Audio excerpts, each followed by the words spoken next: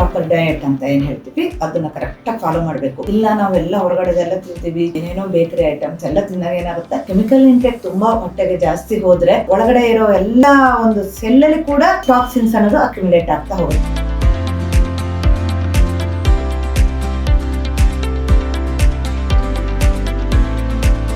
ಎಷ್ಟು ಅಕ್ಯುಮುಲೇಟ್ ಆಗುತ್ತೆ ಅಷ್ಟು ನಮ್ಮ ಬಾಡಿ ಡಿಜನರೇಷನ್ ಆಗ್ತಾ ಹೋಗುತ್ತೆ. ಅಂದ್ರೆ ನಿಮ್ಮ ಲೈಫ್ ಸ್ಪ್ಯಾನ್ ಕೂಡ ಕಡಿಮೆ ಆಗುತ್ತೆ.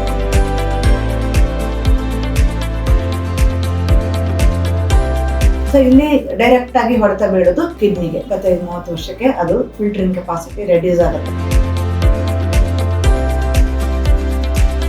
ಎಲ್ರಿಗೂ ನಮಸ್ಕಾರ, ನಾನು doctor Latha Shekar. Proper diet ಅಂತ ಏನ್ ಹೇಳ್ತೀವಿ ಅದನ್ನ ಕರೆಕ್ಟಾಗಿ ಫಾಲೋ ಮಾಡಬೇಕು.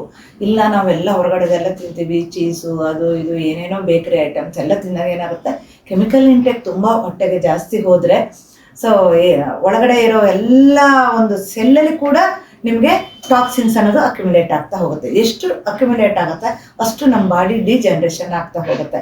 ಅಂದ್ರೆ ನಿಮ್ಮ ಲೈಫ್ ಸ್ಪ್ಯಾನ್ ಕೂಡ ಕಡಿಮೆ ಆಗುತ್ತೆ. ಸೊ ಇಲ್ಲಿ ಡೈರೆಕ್ಟ್ ಆಗಿ ಹೊಡೆತ ಬೀಳೋದು ಕಿಡ್ನಿಗೆ. ನಮ್ಮ ಕಿಡ್ನಿ ಎಷ್ಟು ಚೆನ್ನಾಗಿರೋ ಒಂದು 150 ವರ್ಷ ಆಯಸ್ಸಿರೋ ಥರ ದೇವರು ಕೊಟ್ಟಿದ್ರು ಕೂಡ ನಿಮಗೊಂದು 25-30 ವರ್ಷಕ್ಕೆ ಅದು ಫಿಲ್ಟರಿಂಗ್ ಕೆಪಾಸಿಟಿ ರೆಡ್ಯೂಸ್ ಆಗುತ್ತೆ. ಯಾಕಂದ್ರೆ ಅಷ್ಟೊಂದು ಕೆಮಿಕಲ್ ಕಿಡ್ನಿ ತಡ್ಕೊಳ್ಳೋದಕ್ಕಾಗೋದಿಲ್ಲ.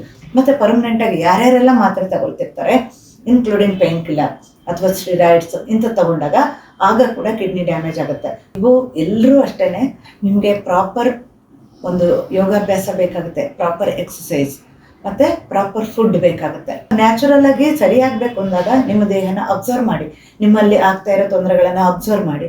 ಸೊ ಅದಕ್ಕೆ ತಕ್ಕ ಹಾಗೆ ಒಳ್ಳೆ ರೀತಿ ಆಹಾರ ವಿಹಾರ ವಿಚಾರ ಎಲ್ಲದನ್ನು ಸರಿ ಮಾಡಿಕೊಂಡ್ರೆ ನಿಮಗೆ ಮುಂದೆ ಆಗೋ ಎಲ್ಲ ಅನಾಹುತ ತಪ್ಪಿಸ್ಬೋದು. ಸೊ ಅದನ್ನೆಲ್ಲ ಫಾಲೋ ಮಾಡಿದ್ರೆ ಮಾತ್ರ ನೀವು ಎಷ್ಟು ವರ್ಷ ಬೇಕಾದರೂ ಯಾವುದೇ ಕಾಯಿಲೆ ಇಲ್ಲದೆ ತುಂಬ ಎನರ್ಜೆಟಿಕ್ ಆಗಿ ನಿಮ್ಮ ಜೀವನನ ತುಂಬ ಸುಂದರವಾಗಿ ಇಟ್ಕೋಬೋದು.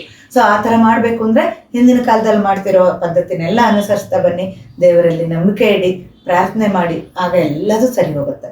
ಸೊ ಕೆಮಿಕಲ್ ಇಂಟೇಕನ್ನು ಕಡಿಮೆ ಮಾಡಿ ಕ್ಲೆನ್ಸ್ ಮಾಡ್ತಾ ಹೋಗಿ ದೇಹ ಮತ್ತು ಮನಸ್ಸನ್ನು, ಆಗ ಸರಿ ಹೋಗುತ್ತೆ. ಎಲ್ರಿಗೂ ಒಳ್ಳೆಯದಾಗಲಿ. ನಮಸ್ಕಾರ.